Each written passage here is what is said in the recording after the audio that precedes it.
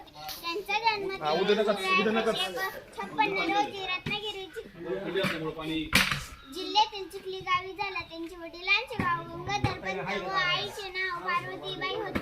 त्यांनी भारतात स्वराज्याची संकल्पना रुजवली आणि इंग्रजांविरुद्ध बंड पुकारले.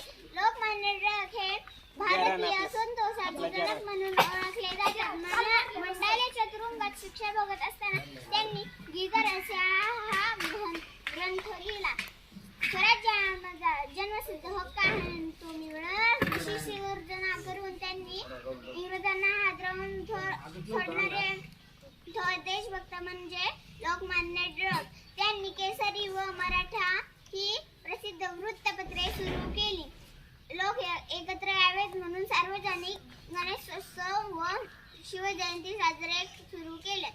त्यांनी 1 ऑगस्ट 1920 रोजी या जगाचा शेवटचा निरोप घेतला. जय हिंद, जय भारत.